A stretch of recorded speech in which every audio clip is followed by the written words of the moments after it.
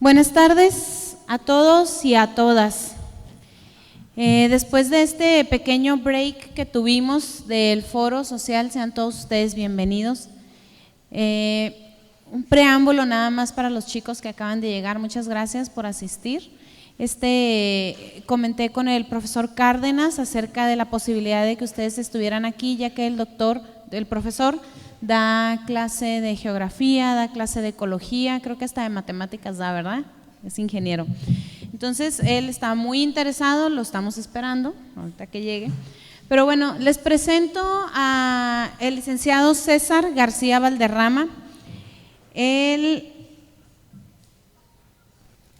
es naturista y pedagogo, combina su amor por la botánica y la ecología de las Californias, haciendo investigación, consultoría y docencia en estas áreas.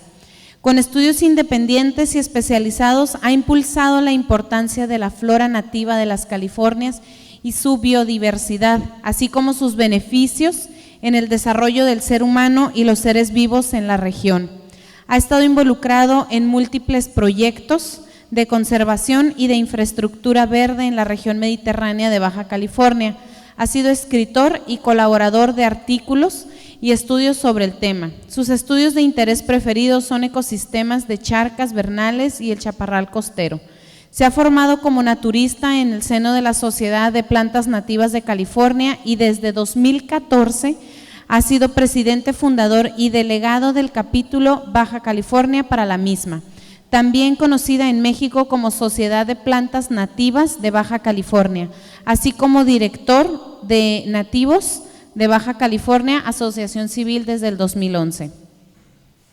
Actualmente es coordinador de la comunidad de adolescentes Montessori del Cuchumá en Tecate, Baja California, donde se acompaña a jóvenes de su etapa formativa dentro de un marco conducente a la conservación del medio ambiente, la preservación de sus hábitats naturales y de su permacultura.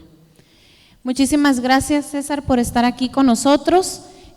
Por favor, le damos un aplauso al profesor César y vamos a apagar las luces para poder observar mejor la presentación. Bien, pues ahora sí comenzamos. Una aclaración nada más, Agla.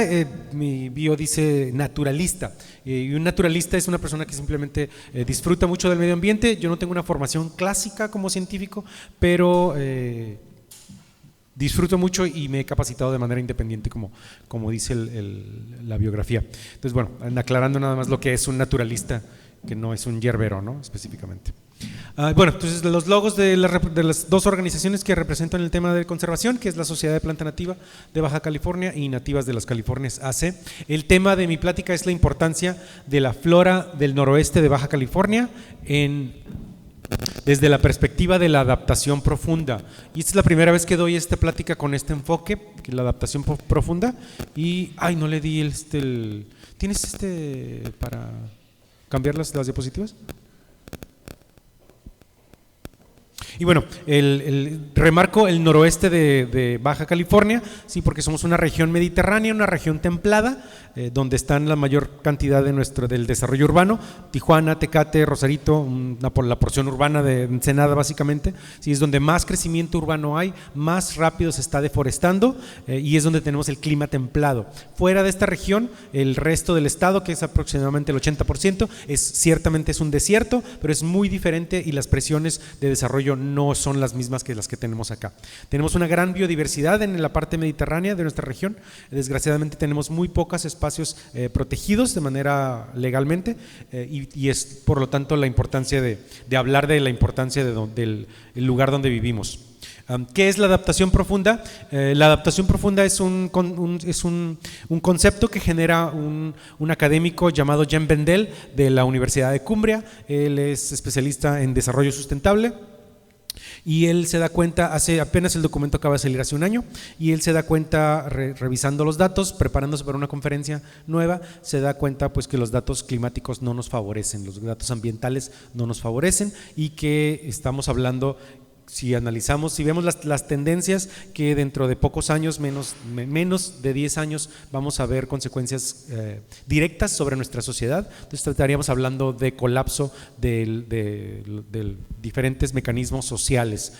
Uno de los más fuertes, que podría ser el que nos va a golpear, es el asunto de la seguridad alimentaria.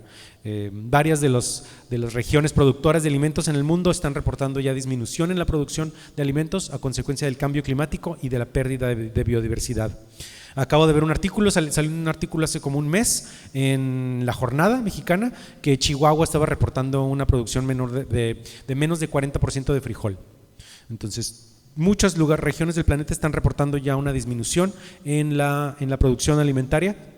Y entonces mi enfoque hacia las plantas nativas, hacia la vegetación nativa del noroeste de Baja California, tiene mucho ya ahora que ver con el rescate de la biodiversidad, con la mitigación contra el cambio climático y con la seguridad alimentaria para nosotros, la especie apex del planeta.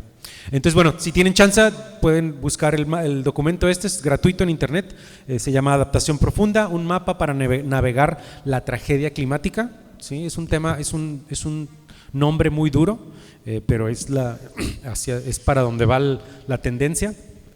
El artículo lleva más de 500,000 de descargas. Yo creo que va a ser después de la teoría de evolución de Darwin, de la evolución de las especies. Yo creo que va a ser el documento científico más leído en la historia de la humanidad. Entonces, bueno, chéquenlo si tienen tiempo. Es un documento de casi 30 páginas, pero vale la pena. No solo por lo que refleja en cuanto a los estudios recientes, en cuanto a tendencias climáticas y de biodiversidad, sino también porque propone una manera de hacerle frente a estas tendencias que vamos a tener que lidiar con las consecuencias. La siguiente lámina, por favor. Entonces, bueno, el doctor Jean Bendel propone 4 R's de la adaptación profunda. Una de ellas es el renunciamiento, ¿sí? el dejar de lado algo que no nos está sirviendo. Entonces él pregunta, dice, ¿qué necesitamos dejar atrás para no hacer las cosas peor? ¿No? En nuestro contexto moderno, en el contexto del cambio climático, en el contexto de la biodiversidad. El tema de medio ambiente es relativamente complejo en el sentido en el que son muchas aristas, ¿sí? Tenemos el problema de los residuos sólidos, el problema de la contaminación del agua, de la contaminación del aire, la pérdida de biodiversidad y de los gases invernadero que nos están generando un cambio climático. Estas dos últimas son las aristas más duras, las que más rápido nos van a estar pegando por las consecuencias más rápidas que estamos viendo hoy en día. Siguiente lámina. Entonces, bueno, ¿qué es lo que tenemos que dejar atrás? ¿Sí? La mayoría de nosotros somos, ya sea, levanten la mano, ¿quién nació aquí en Tecate? ¿Quién de ustedes nació en Tecate? Levanten la mano, ¿quién nació fuera de Tecate? ¿Quién de ustedes es segunda generación de tecatenses? O sea, que sus papás nacieron aquí en Tecate. ¿Quién de ustedes de sus papás nació aquí en Tecate? Una chica, ¿sí? Sí, o sea, normalmente nuestras poblaciones del norte de México son gente que vino del centro del país. ¿Sí? Y entonces nuestras familias o nosotros mismos estamos acostumbrados a ver vegetación muy grande, muy de colores verdes muy brillantes, y llegamos aquí a Baja California y vemos que los matorrales son así como medios grises y polvorientos, y la gente dice, pues esto es como un desierto, ¿no? Y así como que, ¿qué onda? ¿Qué está pasando aquí? Entonces, este es un eucalipto, ¿sí? Que se usa mucho en forestación urbana, en muchos parques se utilizan los eucaliptos. Desgraciadamente en nuestra región el eucalipto es nativo de Australia, ¿sí? Y todas las plantas del planeta tienen una relación simbiótica con la fauna regional. En Australia, siguiente lámina, en Australia los koalas dependen del eucalipto. ¿Sí? Si no hay eucaliptos, los koalas no pueden existir. De hecho, dependen de un par de especies de eucalipto, ni siquiera todos los eucaliptos se los pueden comer. Desgraciadamente aquí no hay eucaliptos. Entonces yo termino a veces trabajando con oficinas de gobierno, y les digo, es que si hubiera koalas, pues está bien que quieras sembrar eucaliptos, pero aquí no hay koalas, amigo, ¿no? Siguiente lámina. Algo que les digo siempre, si realmente quieres ayudar al planeta, no plantes un árbol. Siguiente lámina. Mejor siembra plantas nativas, ¿sí? Y tenemos también que tenemos que dejar atrás esta idea de que necesitamos sembrar puros árboles, ¿sí? En nuestra región está categorizada como una región de matorrales y bosque de encino, ¿sí? Nuestra región mediterránea está dentro de la paleta mundial vegetal, son matorrales y bosque de encino. Entonces lo lógico, lo que la naturaleza pide para nuestra región son matorrales y bosque de encino, ¿sí? Nuestras plantas nativas tienen relaciones simbióticas con la fauna regional, y obviamente primero van los polinizadores, las aves, los reptiles, los diferentes mamíferos. Si no tenemos planta nativa, no podemos tener fauna regional, ¿sí? Siguiente. Otra idea que tenemos que dejar atrás es esta idea de que Tecate, Tijuana, Rosarito, este pedacito de Ensenada, donde está la mancha urbana, hasta San Quintín todavía, es un desierto, ¿sí? No somos un desierto, tenemos que dejar atrás esa idea que somos un desierto. Y no por menospreciar el desierto, porque la verdad es que el desierto de Baja California es hermoso, el desierto tanto el de Sonora como el del desierto central del Vizcaíno, son desiertos hermosos, maravillosos, muy, muy importantes a nivel global en cuanto a diversidad biológica. Pero ¿cuándo vieron un cardón en el cerro la última vez? ¿Cuándo vieron una gobernadora, un cirio en el cerro? No los hay. Ahí de repente hay gente que tiene un cardón ahí en su patio, pero porque se los trajo del desierto. Entonces tenemos que aceptar que aquí no es un desierto. Siguiente. La segunda R de la adaptación profunda es la resiliencia. ¿Qué es lo que queremos mantener? Entonces ya estamos hablando, si no somos un desierto, entonces ¿qué somos? Siguiente. Bueno, vivimos en una región que es tremendamente biodiversa, ¿sí? Hay una gran cantidad de especies distintas de fauna, de flora, de fungi, ¿sí? De hongos, que en pocos otros lugares del planeta existe la biodiversidad similar.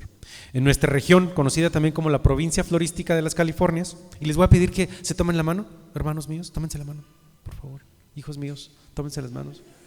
Y repitan conmigo: provincia florística de las Californias.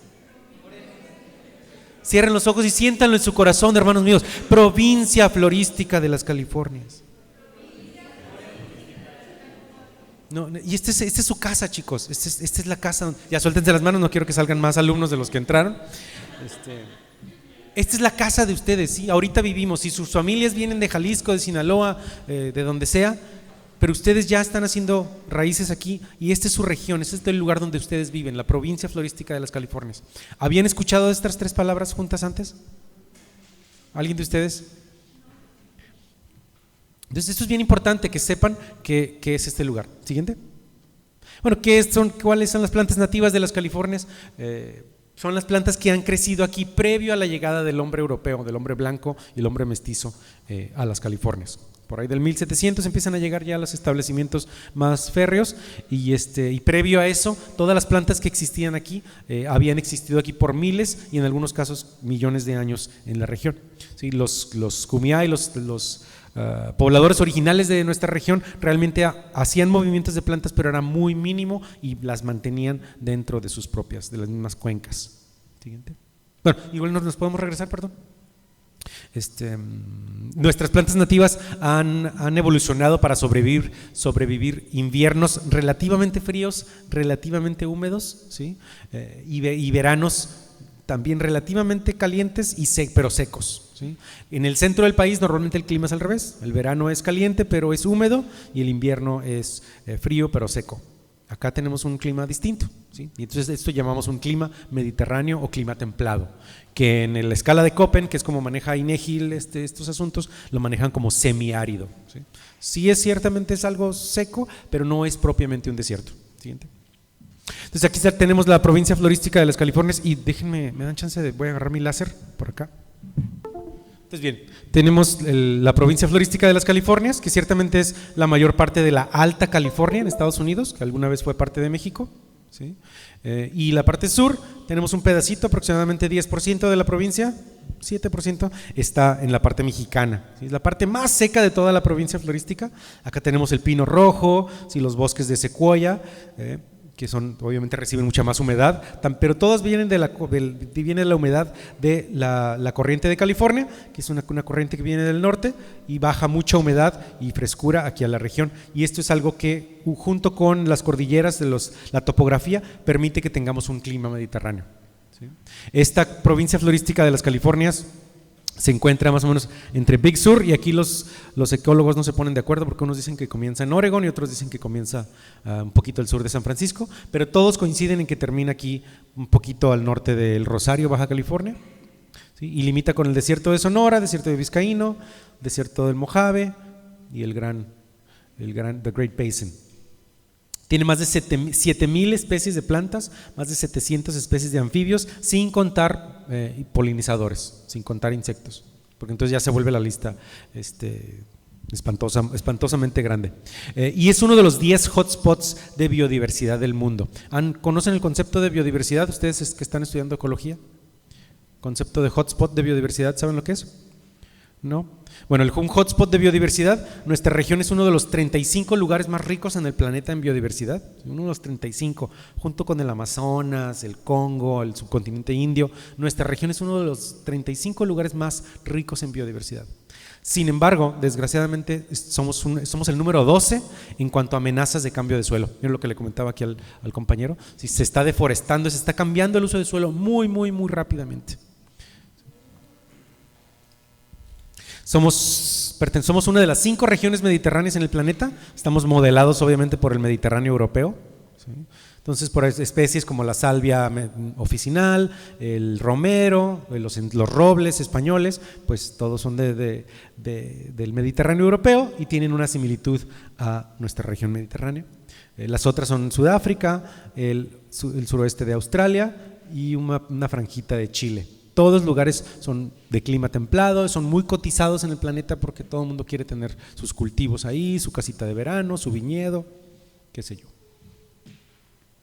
¿Por qué nuestras plantas son diferentes e importantes? Bueno, porque han evolucionado, como les comento, a florecer con poca humedad y suelos pobres, relativamente pobres, con nutrientes orgánicos, pero ricos en nutrientes minerales. Tenemos una gran cantidad de diversidad de suelos en la región que ha permitido que la diversidad florística sea lo que es. Estas plantas crecen en comunidad, se necesitan unas a otras vía fungi, vía hongos que se llaman micorrizas, ¿sí? Y están conectados en el subsuelo. ¿Quién de ustedes ha visto la película de Avatar?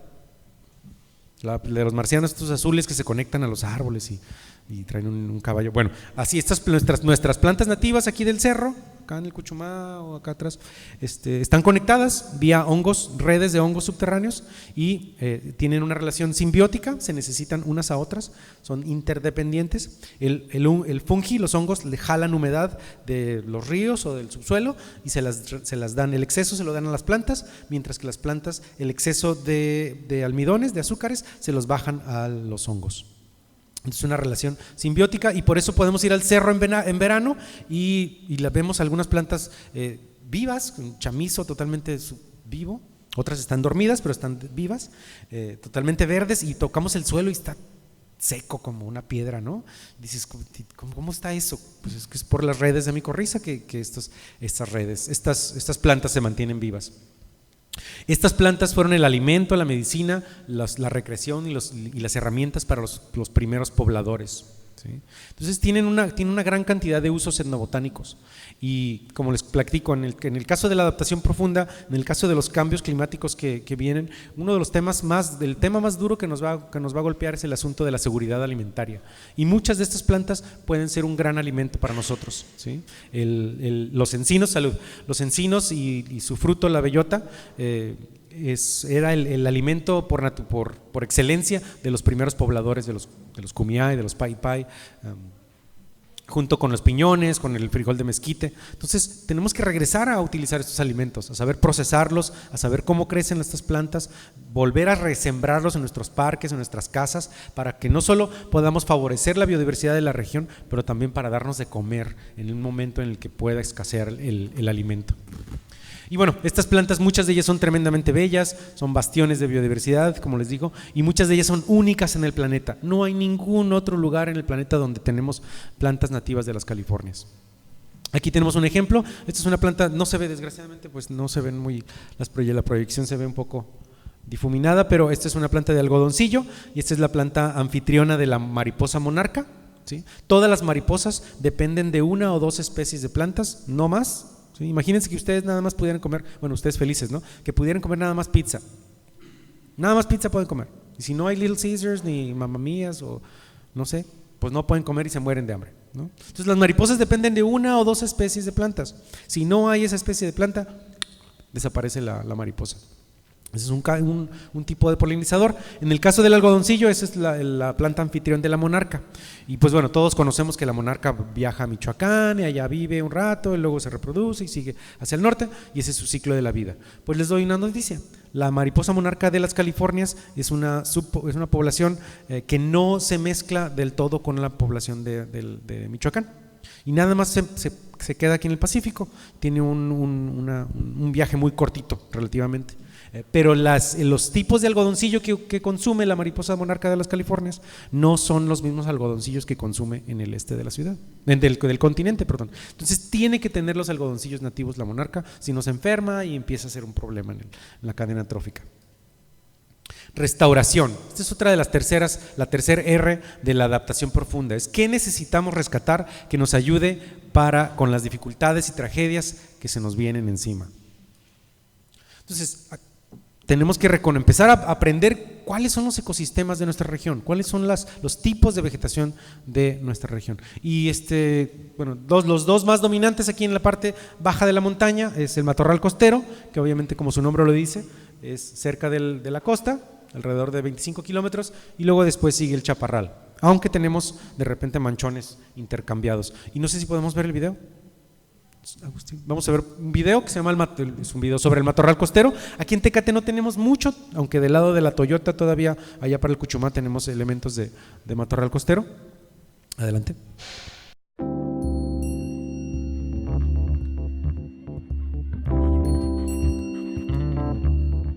El matorral costero alguna vez dominó nuestras costas de Alta y Baja California. Forma una gran capa verde gris y exuberante de arbustos entramados a nivel de los hombros. Aunque parece uniforme a lo lejos, una observación más cercana revela una alta diversidad de mezcla de especies.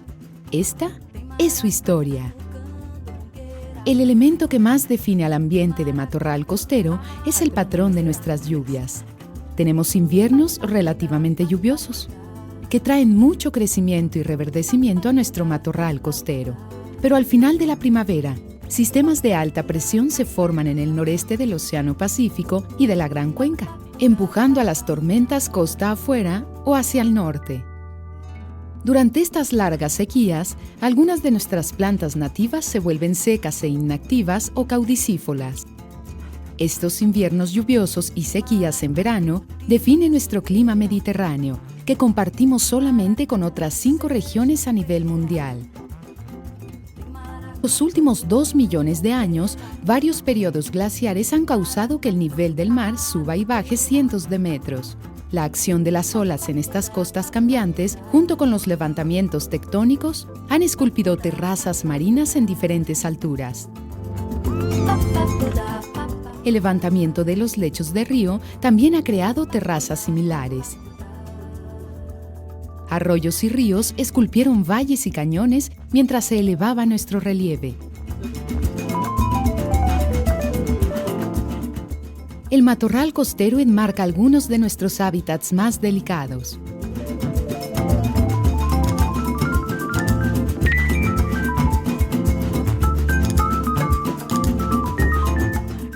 La planta más común en el matorral costero es la artemisa.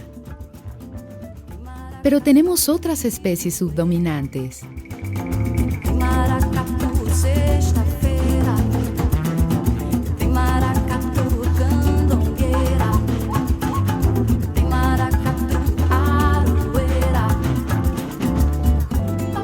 Enseguida tenemos algunas de las otras plantas perennes dentro del matorral costero.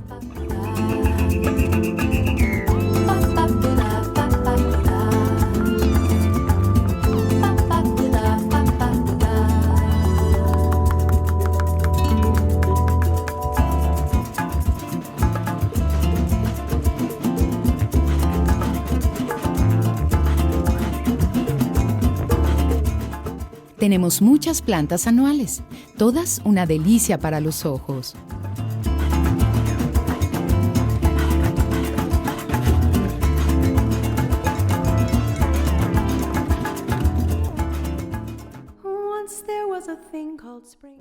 pero el matorral costero está amenazado. Nuestra costa ha sido tremendamente desarrollada.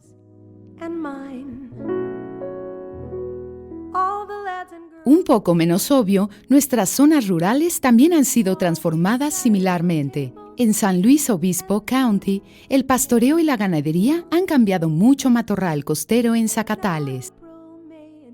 Fragmentos de la antigua y rica comunidad de matorral costero aún permanecen, siendo un recuerdo de lo que se ha perdido.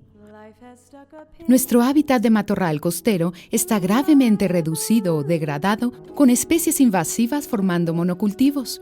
El matorral costero provee hábitat para muchas especies importantes que se alimentan, crían y dependen de esta comunidad única de plantas. El matorral costero recicla nuestro carbono, filtra nuestra agua, reabastece nuestro oxígeno y restaura nuestro espíritu. Solo tenemos un medio ambiente y una vez perdido, nunca puede ser totalmente recuperado. Matorral costero, un recurso esencial, una herencia de gran valor. Bueno, entonces este es el video del matorral costero. Como les digo, aquí en Tecate no hay tanto matorral costero, pero tenemos un chorro de chaparral, ¿sí? Y es muy similar, nada más que básicamente es más alto y la composición de las especies varía un poquito. Uno de mis mentores, Richard Halsey, que también es pedagogo y naturalista, dice: si no sabes dónde estás, si no sabes si estás en el matorral costero o en el chaparral, bueno, métete, dice, y si sales oliendo a jarabe para la tos, es matorral costero, porque hay muchas especies aromáticas como las salvias, la artemisia, y en el chaparral entras y si sales todo cortado, era chaparral, porque las hojas son duras, son ramas así como seconas, entonces ese es el lema. Dos especies de matorral costero: el lentisco, la malva de arbusto. No se aprecian bien las flores, pero esta planta es hermosa, bien puede lucir en cualquier parque o jardín. Y esta planta del lentisco tiene una cobertura verde todo el año, son muy longevas las especies, los individuos, y tiene usos etnobotánicos muy importantes. Los Kumeyaay lo utilizaban para bañarse antes y después del parto, como agua de uso, o también lo usaban como abortivo cuando querían, al tomar, lo ingerían en forma de té. Dos especies de chaparral importantes: el chamizo o Adenostoma fasciculatum, y aquí no los quiero asustar con los nombres científicos, pero son bien importantes para conocer nuestra vegetación nativa, ya que los nombres científicos es como el nombre legal de la planta, ¿no? Chamizos, hay como 30 chamizos en el norte de México y son plantas totalmente diferentes, pero si yo digo Adenostoma fasciculatum, solamente hay una, ¿no? Entonces es bien importante utilizar los términos. Tenemos la manzanita, que es una planta muy longeva también, tremendamente bella. Ahí en el Cuchumán, en la escuela donde tenemos la comunidad de adolescentes y el campus en general, tenemos algunos especímenes de 5 o 6 metros de altura y es maravilloso estar allá adentro. A veces llevamos a los muchachos ahí a meditar y es fabuloso poder sentir la paz, estarse en comunión con la naturaleza. Y bueno, las manzanitas tienen unas moras especiales que nos pueden dar de comer.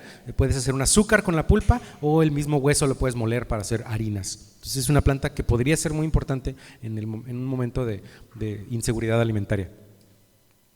Bosque de encino es una comunidad vegetal muy importante. Ustedes en Tecate son muy afortunados todavía porque pues todavía hay manchones de encino muy, muy, muy importantes. Sin embargo, está desapareciendo muy rápido en el centro urbano. Están cortando muchos encinos, el encino está estresado también por las sequías, por el desmonte del resto de la vegetación nativa. Están muy estresados los encinos, entonces también podrían caer muy fácilmente. En ese sentido, un solo encino puede ser un ecosistema en sí.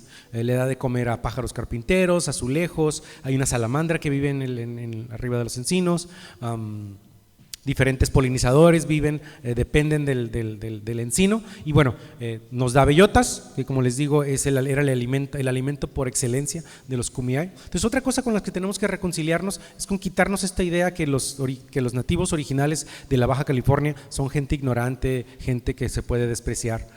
No, tenemos que retomar las enseñanzas, la sabiduría de estos pueblos, fomentar su conocimiento, apoyarlos en sus necesidades para poder compartir el conocimiento que ellos tienen de los usos de estas plantas que pueden sacarnos de una emergencia en un momento en el que empiecen a escasear otro tipo de alimentos. Un encino son tremendamente longevos, arriba de 300, 400 años sin ningún problema. Hace rato me preguntaban, bueno, si yo pongo pirules o si pongo yucatecos contra un encino, ¿cómo la ven? Bueno, pues fíjense nada más el tipo de aves que van a ver en un pirul o en un yucateco. Si acaso van a ver palomas o van a ver gorriones, que son aves europeas, son aves exóticas, pero si se fijan en un encino, como les digo, van a ver azulejos, van a ver pájaros carpinteros, una serie de aves que van a poder alimentarse tranquilamente de un encino. Entonces la vegetación nativa es muy importante para fomentar la biodiversidad, para fomentar todas las formas de vida que deben de ser de un espacio y también nos podrían dar de comer en un futuro. La vegetación riparia, los bosques de río, desgraciadamente las políticas de la Comisión Nacional del Agua ha sido encementar, quitar el bosque de río y que se salga rápido el agua de las ciudades, ¿no? Yo vivo en Tijuana, trabajo aquí en Tecate, pero vivo en Tijuana y pues allá tenemos que el río Tijuana, que era uno de los ríos más importantes de Norteamérica, fue de la costa Pacífico, pues fue encementado en los 50s, 60s y ahora pues para lo único que sirve es como para albergar a los indigentes. Que bueno, es otro problema, pero también ellos merecen un lugar donde vivir. Pero ahora con una capita de suelo que llega ahí sobre el río, sobre el cemento del río, hay un bosque creciendo, regresando. Desgraciadamente ese bosque va a ser muy fácil que se destruya en una tormenta fuerte porque no está bien asegurado. Entonces ahí necesitaríamos quebrar el concreto para regresar este bosque. Esta imagen es de un río que está en el área de Escondido, aquí en San Diego, y aquí restauraron el río, cortaron los eucaliptos, los pirules, y ya ha estado regresando los alisos, los sauces, los álamos, y es un lugar hermoso. Ahora no solo hay vegetación nativa, también hay venado y hay pumas a veces también. Muy padre porque vas caminando y sí, en medio de la nada y ves el letrero de que dice aguas, hay pumas aquí. Entonces es muy, muy emocionante. Dos especies acuáticas, un mímulo de agua y Aquilegia formosa, esta no sé cómo se llama en español, pero con un poquito de agua en un filtro de agua gris para poder reciclar nuestra agua y hacer un reuso, podríamos tener especies de planta nativa muy importantes que no solo son tremendamente bellas, pero también son importantes para ciertos polinizadores nativos que no pueden alimentarse de flores exóticas. Bosque de coníferas, aquí en Tecate tenemos ya ahora sí bosques del tipo.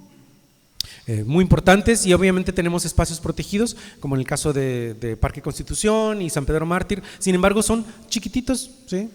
Toda la región mediterránea, si tomamos toda la región mediterránea de Baja California, ¿cuánto creen que estos parques son de la región? ¿Qué porcentaje creen ustedes que son de la región?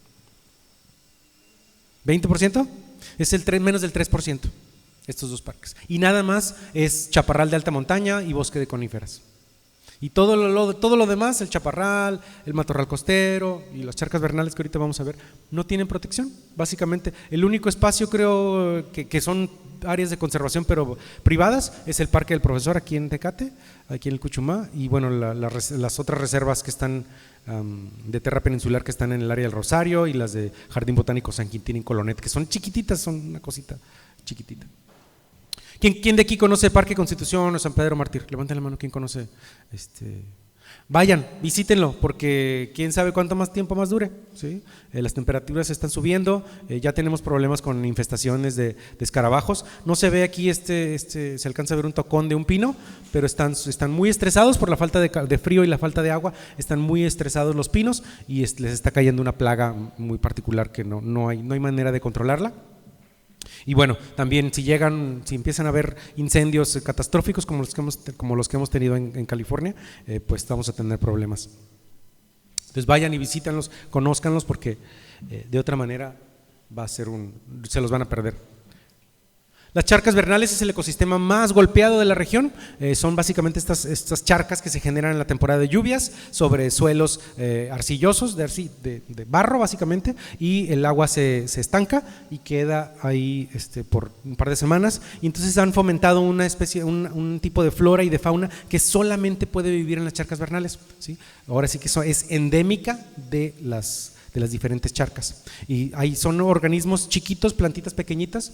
Aquí tenemos una dudleya, una siempre viva, chiquitita, ya nomás está la flor aquí, vean el tamaño de la moneda. Estas son especies que tienen, básicamente nada más están en Tijuana, Rosarito, Ensenada y San Diego. That's it. Navarretea fossalis también es una plantita chiquitita. Son plantas que si no hay lluvia suficiente, la semilla no germina, y se espera hasta que haya suficiente el siguiente o el año que necesite. Pogogine mexicana es una menta, es de la familia de las salvias y de la hierbabuena. Es una menta que fue descrita apenas hace 2 años en el área de Valle de las Palmas, y solamente existe en las charcas vernales de Valle de las Palmas. En ningún otro lugar del planeta existe. Y bueno, afortunadamente lleva nuestro nombre, pero no está protegida, desgraciadamente, porque no se ha podido integrar a la lista de especies protegidas en México. Los ecosistemas saludables, sí, es bien importante conservar la hojarasca de nuestros encinos, ¿sí? Las costras de líquenes y de musgos, es súper importante conservar esto, es como una capa protectora para nuestros ecosistemas. Muchas veces me toca llegar a lugares donde abajo de los encinos y está todas las hojas en algunos ranchos o lugares recreativos, y todas las hojas de los encinos las quitaron para que se viera más bonito. Y eso realmente lo único que está haciendo es estresando al encino, y tarde o temprano le va a caer alguna plaga o se va a empezar a secar. ¿Se acuerdan lo que les platicaba de lo de Avatar? Sí, bueno, este es un pedacito de raíz, ¿sí? Y aquí están las redes de micorriza, de hongos que están conectados.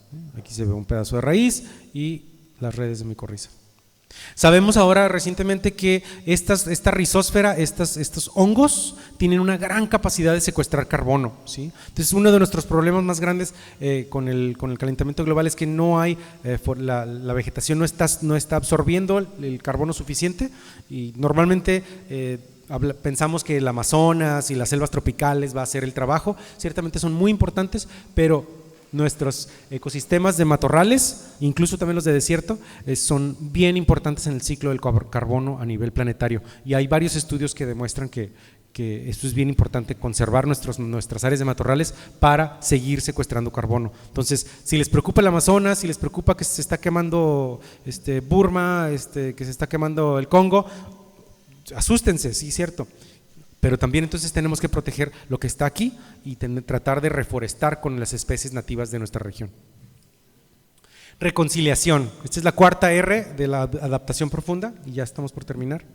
Entonces, ¿con qué necesito hacer las paces para minimizar el sufrimiento, ¿no? Si nos quedamos sin vegetación, si tenemos problemas de seguridad alimentaria, va a haber mucho sufrimiento en el planeta, ¿sí? De nuestra especie, ya no solo de la fauna que depende de esta vegetación, sino de nosotros mismos. Bueno, podemos tratar de hacer las paces con generar jardines de planta nativa, ¿sí?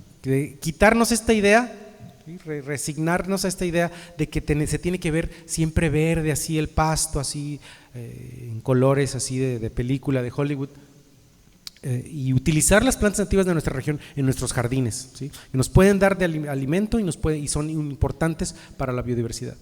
Se hizo un ejercicio en Los Ángeles hace unos años, y se hizo un jardín tradicional con pasto y rosas europeas y qué sé yo, y se hizo otro jardín con plantas nativas, con matorrales.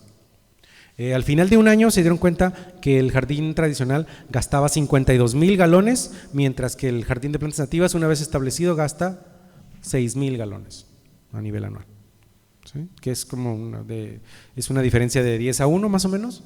La biomasa los residuos de jardinería, estamos hablando de 670 libras, mientras que en el de plantas nativas son 250 libras. Un tercio de los desechos. Las horas hombre, 80 horas de trabajo, y en el de plantas nativas son ¿qué? 25. Es una cantidad abismal. Si hubiera funcionarios aquí, administradores de obras públicas o algo, y vean estos números, para convencerse que es súper importante utilizar plantas nativas en nuestra forestación urbana. No se alcanzan a ver las letras, pero un jardín de plantas nativas correctamente diseñado, bien instalado, te ahorra entre 60 y 90% de agua y alrededor de 60% de los insumos, porque no necesita fertilizantes, no necesita plaguicidas, no necesita un chorro de cosas que un jardín tradicional te está pidiendo. Un jardín de plantas nativas, en cuanto a polinizadores, tenemos aquí un jardín de plantas nativas y un jardín de plantas exóticas. Vean la diferencia de polinizadores que atrae. Entonces, si queremos proteger la biodiversidad, si queremos proteger el ecosistema, vean la diferencia de polinizadores que llegan en plantas nuevas y en plantas maduras. Vean, son 4 o 5 veces la diferencia. Acá tenemos ya en cuanto a diversidad, pues también. Es mucho la diferencia que tenemos en cuanto a polinizadores. Pero tal vez lo más importante es que las plantas nativas nos dan una identidad para un mejor mañana, ¿sí? Si ustedes como jóvenes supieran que somos uno de los lugares más ricos en el planeta, probablemente se sentirían más orgullosos y con más compromiso de colaborar en las comunidades, en la sociedad en la que pertenecen, gracias a que saben que viven en uno de los lugares más ricos en el planeta en cuanto a biodiversidad. Se ha visto también que el desarrollo humano se potencializa cuando estamos conectados con la naturaleza. Se dice por ahí en los círculos de psicología que muchos problemas psicológicos tienen mucho que ver con la desconexión del medio ambiente, con la desconexión del medio natural. Entonces, si tuviéramos nuestra infraestructura verde con plantas nativas, con la fauna que depende de ellos, si estuviéramos más en contacto con ellos, probablemente hubiera menos problemas psicológicos en nuestra sociedad. Las amenazas que tiene nuestra planta nativa, pues es la destrucción del hábitat en nombre del desarrollo. El noroeste de Baja California es una de las regiones que más rápido se están deforestando en el planeta. Las plantas exóticas invasivas, todas las plantas que traemos de otras partes del planeta, ¿sí?, son una amenaza para nuestra vegetación. Los incendios, ¿sí? Como les digo, yo vivo en Tijuana, trabajo aquí en Tecate, diario viajo hacia el este de Tijuana y tengo 6 años haciendo esto. Y ya en el año pasado más bien, nos dimos cuenta que ya no había vegetación nativa al lado de la carretera, de tantos incendios que ha habido, ¿sí? Hubo un momento antes de salir del ciclo escolar anterior que diario veíamos un incendio, diario. Y bueno, se dice que las plantas nativas están adaptadas al fuego y sí, tienen cierta tolerancia y en algunos casos hasta requieren el fuego para germinar. Sin embargo, tú dale 3 incendios en 10 años y te echaste el banco de semillas. Ya no va a haber nada nativo que va a crecer en ese suelo y entonces se cambia a una conversión de tipo y entonces tienes un pastizal inducido que tiene prácticamente 0 biodiversidad, ¿sí? Entonces, ciertamente el fuego es importante para la vegetación nativa, pero en sus ciclos naturales, que en el caso del chaparral y el matorral costero estamos hablando de 50, 70, 100 años, ¿sí? Vemos el Cerro Colorado en Tijuana y se quema una vez al año, 2, 3, 4 veces al año, y pues ya no hay nada que crece ahí, o muy poquitas cosas. La ausencia de protección jurídica también es un problema muy grande. ¿Cuántas especies creen que existan en el noroeste de Baja California de plantas? Échenle a ver los conocedores por ahí, uno que otro conocedor que veo ahí en el público. ¿Cuántas especies de plantas creen que existen en el noroeste de Baja California, nativas? ¿Ahí se dan? Son un poquito más de 2,000 especies de plantas nativas del noroeste de Baja California. ¿Cuántas de esas 2,000 creen ustedes que están protegidas a nivel federal? ¿80 dice por ahí? ¿No? ¿Cuántas? 30, poquito más de 30 especies están protegidas a nivel federal y casi todas son coníferas y una que otra cactácea. Todas las demás están totalmente desprotegidas. Sin embargo, en cuanto a distribución de territorio, por ley prácticamente todas deberían de estar protegidas. Y bueno, la más grande amenaza que tenemos es la ignorancia. Al no saber la riqueza natural que tenemos en la región, pues el gobierno y los desarrolladores hacen lo que quieren, porque la gente no conoce las leyes, no conoce la riqueza de nuestra región y como tampoco estamos sensibilizados para apreciar su belleza, pues entonces llegan las máquinas y pues ya se echaron los manzanitos, ya se echaron los encinos y pues. ¿Cómo puede ayudar? Este es un ejemplo de una flor muy linda, un anual, Silene laciniata, también conocido para los gringos como Mexican Pink o rosa mexicano. Bueno, reduce tu huella, reduzcan su huella ¿sí? de residuos, de carbono, de agua, todo cuenta para mejorar el medio ambiente y para favorecer a las plantas nativas. Las 4 R's, ¿sí? Rechacen, reusen, reparen, reciclen, luego hasta el último, la reciclada. Compre menos cosas, ¿sí? No necesitan el iPhone 7, 11, cómprense un 6 viejito, hacen el paro. Involúcrense con la organización social civil de su preferencia, ¿sí? Cualquier organización que está haciendo cosas en pro del medio ambiente puede ser que arroje resultados importantes. Y si les llama la atención el tema de las plantas nativas, pues pueden empezar a trabajar desde X organización el tema de plantas nativas. Procrea menos hijos, ¿sí? Somos demasiados seres humanos sobre el planeta, aunque está comprobado que la gente más rica es la que realmente más contamina, pero aún así creo que debemos de ser muy mesurados con el asunto de seguir procreando más jóvenes, sobre todo cuando sabemos que van a venir consecuencias ambientales muy rápido, que van a tener que afrontar y que no vamos a saber cómo atenderlas. Siembra un huerto, ¿sí? Siempre es importante sembrar tu propio huerto en tu casa, en tu escuela, en tu trabajo, ¿sí? En la medida en que podamos alimentarnos de nuestras propias tierras cercanas, vamos a estar dejando de destruir vegetación nativa, ¿sí? En Colonet, en San Quintín, hay una gran cantidad de desmonte gracias a que sembramos tomates, moras orgánicas muy ricas que venden en el Costco, carísimas, pero que están destruyendo nuestro hábitat. Siembra un jardín de plantas nativas, que tu jardín en casa, en tu escuela, en tu trabajo, sea de plantas nativas, ¿sí? Para favorecer los polinizadores y también agregarle el giro de que te puedan dar de comer también. Bueno, ya con esto me despido, los dejo con una frase. ¿Alguien ha visto la caricatura del Dinotren? ¿Nadie conoce la caricatura del Dinotren? Por ahí. Bueno, cuando termina la caricatura sale el paleontólogo y dice: sal de tu casa, entra a la naturaleza y haz tus propios descubrimientos, ¿sí? Yo les podría hablar horas del tema, pero no los quiero aburrir tampoco y tenemos cosas que hacer al rato. Entonces, pues métanse al cerro y vayan al Parque del Profesor, tienen un lugar privilegiado aquí para conocer la vegetación nativa. Empiezan a oler, empiezan a ver los bichitos que viven en las plantas y poco a poquito se irán sumergiendo en el tema. Entonces, si alguien necesita mi contacto, pues me pueden contactar en el Face a través de la página de nativasac.org o de la Sociedad de Planta Nativa de Baja California. Y pues por mi parte es todo. Si tienen alguna pregunta, gracias. Muchísimas gracias, licenciado.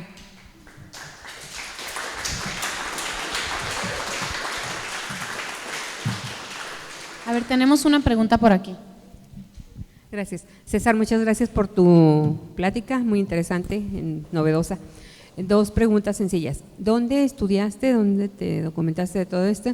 Y cuando recomiendas el jardín en tu casa, ya ves, tenemos el problema de que muchos árboles están solitos y dices, yo quiero un árbol de sombra. Y lo que nos muestra la región de plantas nativas no son de sombra precisamente. ¿Cuál es tu sugerencia? Bueno, la primera pregunta, mi formación, yo soy licenciado en educación y tengo estudios específicamente en arte y música, pero primero empecé a capacitarme de manera autodidacta en el tema de botánica de Baja California y de California, en Estados Unidos con la Sociedad de Planta Nativa de California. Yo tengo una tremenda deuda con ellos porque me abrazaron y me dieron la mano para poder tener estudios ya más sofisticados. Entonces tengo algunos estudios muy, muy específicos en el tema. Afortunadamente en Estados Unidos es como más libre la cátedra y aunque no tengas una formación clásica, si ven el interés te jalan. Entonces eso para mí fue un gran logro.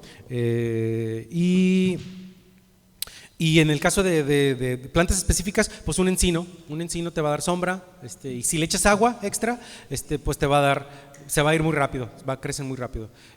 Los saucos te pueden dar sombra también. Si tienes un poquito más de agua, puedes sembrar un aliso, un sauce, un álamo, Incluso algunas coníferas, como en el caso del el piño piñonero, que además te puede dar de comer. Todos los pinos dan bellota, que es comestible, perdón, dan piñón, que es comestible, y tenemos aquí el pino piñonero, tenemos el Jeffrey, tenemos el Coultery, el ciprés de Tecate también puede ser muy, muy padre, aunque su forma no se presta mucho para generar sombra. Y tampoco es muy comestible la bellota, el piñón, pero los otros pinos sí. La jacaranda, pues no, digo, son muy lindas y pues qué te diré, o sea, si realmente quieres una jacaranda, quieres un tipo, pues siémbrala, pero a sabiendas que no favorece a la fauna regional y tampoco te va a dar de comer, ¿no? Y probablemente te va a dar, si la siembras en un contexto urbano, te va a dar problemas más adelante con las tuberías de drenaje y de agua potable, que ese es otro asunto también muy específico. Sí. ¿Alguna otra pregunta? No, muy bien. César, muchísimas gracias por tu participación, creo que fue de gran ayuda para todos. Ahora, gracias. El problema va a ser dónde vamos a conseguir todas esas plantas. Pues mira, y antes de, para no, me vas a tener que correr de aquí, del podio. Si están interesados en planta nativa, el vivero del hongo tiene encinos gratis. Es cuestión de que se organicen con su escuela y los vayan y los tramiten. El vivero del hongo de la Secretaría de Protección del Ambiente tiene tiene encinos y tiene varias coníferas. Tiene pino Jeffrey, tiene pino Coultery, tiene piñonero, cuadrifolia, tiene varios. Tiene ciprés de Tecate, o sea, sí puedes conseguir planta nativa de ciertas especies. En Tijuana y en Ensenada hay varios viveros artesanales que sí venden la planta nativa. Está Hormiguitas y Fundación Esperanza en Tijuana, y en Ensenada está Flora de Baja California, que también manejan más arbustos y ese tipo de cosas. De repente el Simpat en Tijuana tiene una que otra especie. De hecho, yo me acabo de colar a los viveros el sábado y tenían como 7 especies ahí. Entonces es cuestión de capacitarse primero, averiguar cuáles son las plantas nativas y luego estarles insistiendo y diciéndoles, ahora que vienen las nuevas administraciones, creo que hay cierta apertura, entonces es momento para decirles, oye, genera planta nativa, las necesitamos en las escuelas, necesitamos en los parques, en las casas, entonces genérala. No sabes, pues capacítate y genérala, ¿no? Entonces esto es importante. Muy bien, pues muchísimas gracias, César. Con la necesidad de llevar a los ciudadanos la oportunidad de encontrarse y mostrar su situación frente a sí mismos, pensar cómo medirse y compararse con otros tiempos o con otras comunidades, el comité organizador del primer Foro Social Municipal, en representación de la ciudadanía asistente, otorga constancia como conferencista al licenciado César García Valderrama por su participación con la ponencia Importancia de la Flora Nativa de Baja California, realizado los días 27, 28 y 29 de septiembre de 2019, con sede en Secutec. Muchísimas gracias, César.